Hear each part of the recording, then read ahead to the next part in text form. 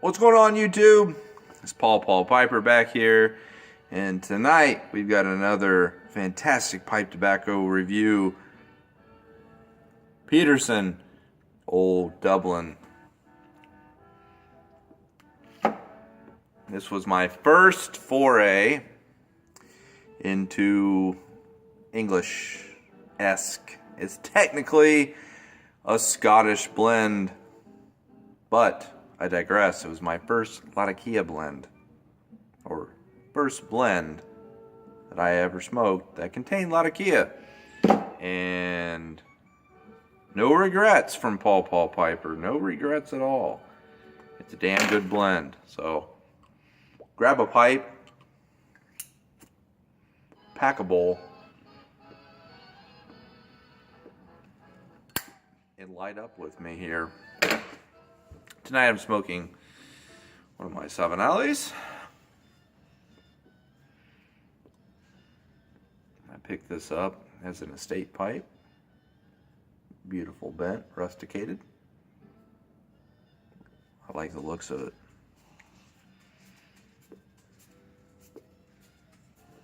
Shout out to my good old buddy Pipe Cat. If you haven't checked out Pipe Cat, you're really missing out on some quality, insightful pipe tobacco reviews. The man does a really fine pipe tobacco review, so check him out.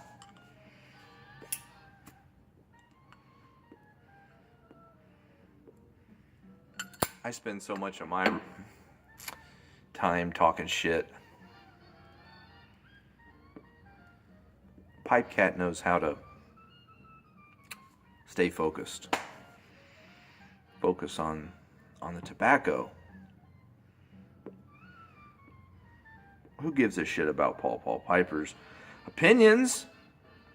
I want to know about the tobacco. So check him out. Peterson Old Dublin. Like I said, it's a Scottish blend. It's got the Latakia. It's got the Virginia, the Turkish. It's got a Macedonian leaf in it.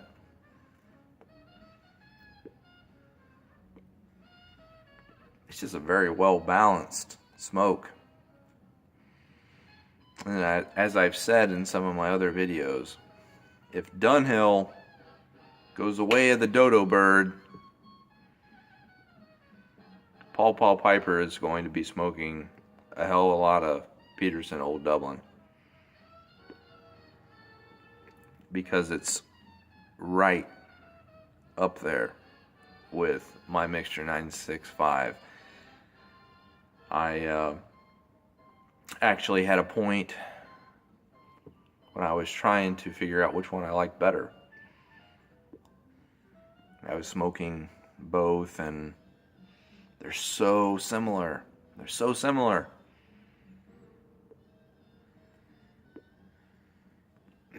But for whatever reason, I said that I liked my Mixture 965 slightly better.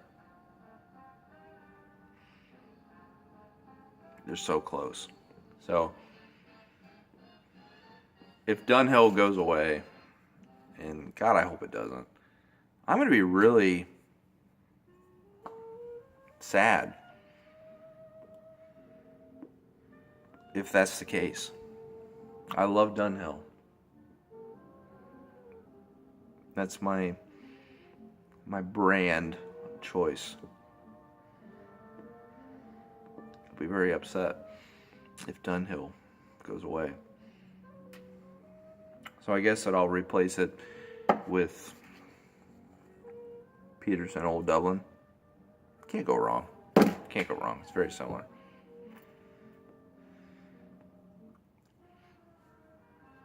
So, pick yourself up some. This shit is really without comparison, except for my Mixture 965.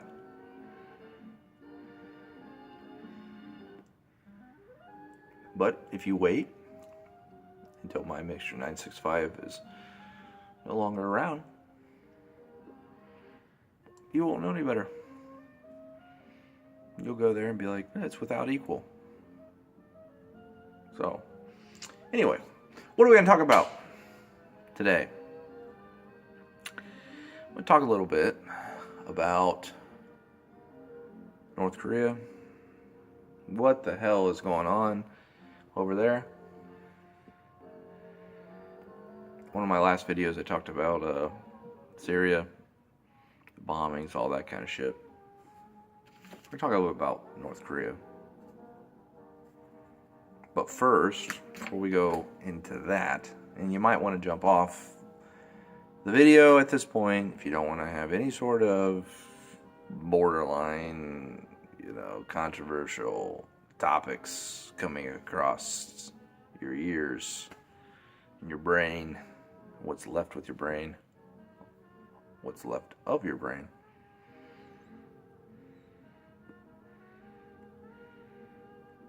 As I said, a lot of people just want to watch videos and not have to think about anything.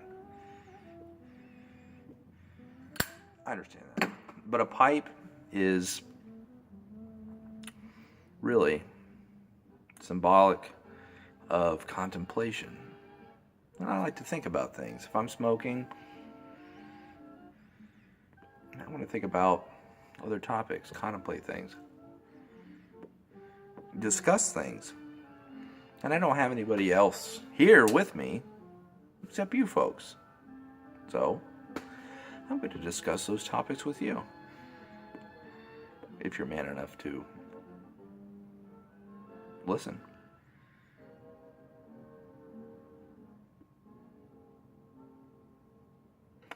So, what did I want to say other than North Korea? I actually picked up some cool items this weekend. Picked up some additional estate pipes, so I'm going to be unveiling those. And I picked up a 14-ounce tin, 12, 14 ounce, whatever it came in, of Union Leader pipe tobacco. I'm going to smoke that shit. So, tune into that. The tax stamp on it said 1926. It was actually a Christmas product. Had a wrapper on the exterior of the tin, paper, that had a holiday message on it. So, I'm going to be smoking that 80-some-year-old pipe tobacco. We'll see what it tastes like. So, tune in for that. Alright, North Korea. What the hell's going on? I mean, we've had a family of psychopaths in power. The Kim Jong-il, Kim Jong-un, all these crazy bastards in power in North Korea.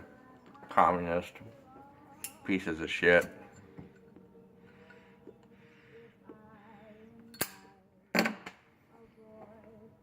For the last 60 years, 70 years. And all of a sudden here, we're flexing our military might and provoking, I don't know,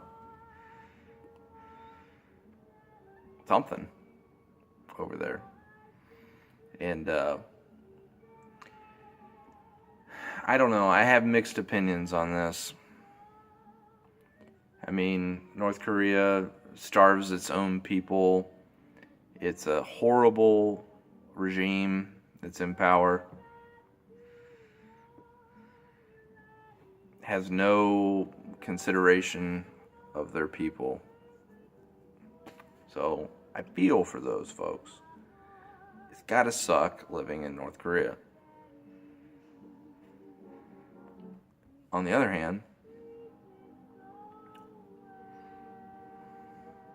is it really our place to be going around and trying to nation build and be the police of the world, all this shit. It's time to focus on America. It's time to focus on our infrastructure, spending money domestically, making sure that our people are taken care of. You know, the threat over in Asia with North Korea mainly concerns the Japanese and the Chinese, and to a lesser extent, Taiwan and Southeast Asia. Now you could say Paul Piper, well, if they continue to develop their nuclear program and their weaponry, they could pose a threat to the continental United States. Possible. That's possible. But I could also shit out a golden egg. It's possible, I guess.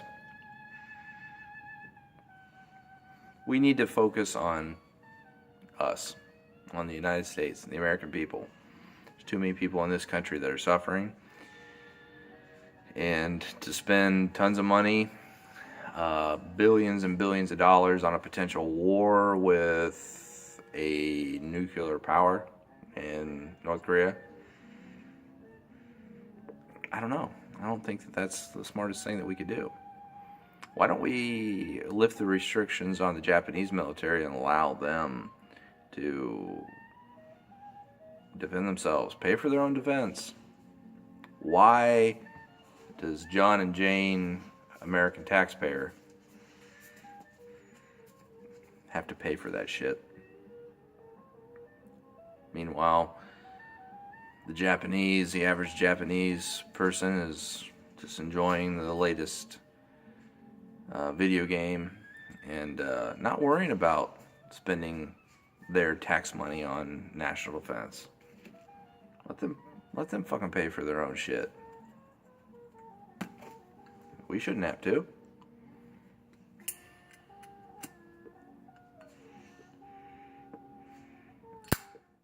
Strong national defense.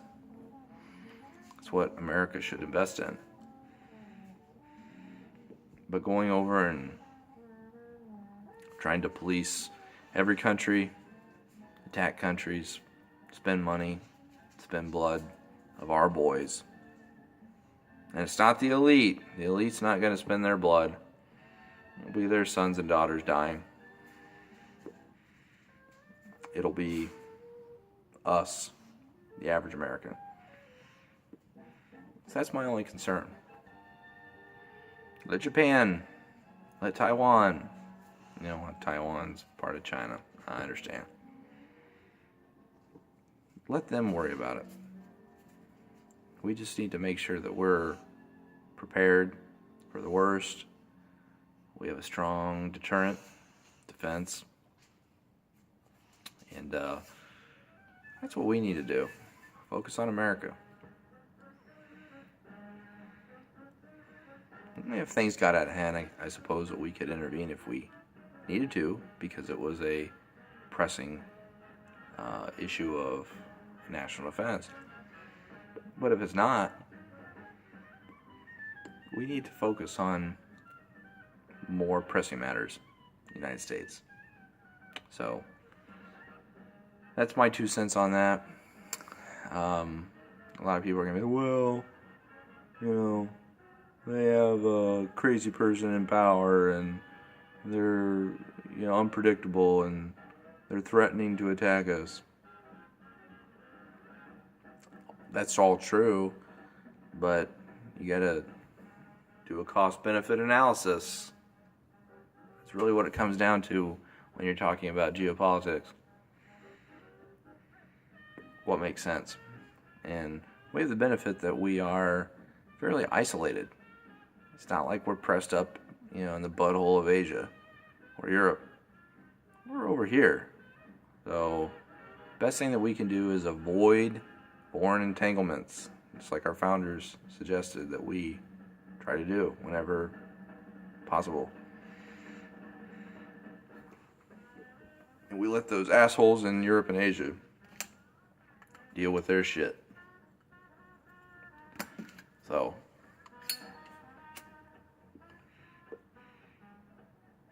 if you wonder what I'm listening to, it's Artie Shaw. Check out Artie Shaw if you have not listened to him. One of the best big band leaders of all time. Played the clarinet. He was a genius. And a real mensch. So, anyway, that's my opinions on North Korea, our involvement over there. Hopefully it doesn't escalate into World War III. That wouldn't be good for anybody. You know, cooler heads need to prevail. I know we're sending all these carriers over there and a show of strength, and Vice President Pence went over there and stared down the demilitarized zone. That's cool. It makes a good photo op. But, you know, just gotta, like, keep a cool head with it. You know, I know our previous administration, Barack Obama, gave the North Korean regime a bunch of money. That was dumb as shit, too. I don't know what the hell that bastard was thinking. But anyway, got a bunch of idiot leaders. That's all I can say. Across the world. And I don't want it to escalate into another big conflict that's going to kill people in the middle class, low class. That's not cool. Got enough to worry about just trying to survive. So, anyway, Peterson Old Dublin. Pick up a 10 of this shit. It's good. It's very good. One of my favorites. My Mixture 965, number 1. Old Dublin, number 2. Peterson Old Dublin, number 2. That's what it comes down to. You know, I like Vapors and all that. You know, there's others up there. But Old Dublin's a 9.5 out of 10 in my book. It's good stuff. Pick it up. It's got the smokiness of the Latakia, sweetness of the Virginia. You've got that Macedonian Bright in there. You know, it's just it's a good smoke. And it passes the wife seal of approval. She actually likes this stuff. She likes it. When I smoke it indoors. She likes the campfire, so, you know, that's what she says. It smells like campfire. So it's the Latakia. You know, but it's not overbearing. It's not offensive. It's a good aroma. And flavor, you're going to have all these different flavors of the Latakia and the Virginia and the Turkish Oriental. Just a good blend. Pick it up. Pick it up. So, anyway, that's the end of this video. So, if the good Lord's willing and the creek don't rise, I'll see you next time. It's been Paul Piper. Take care.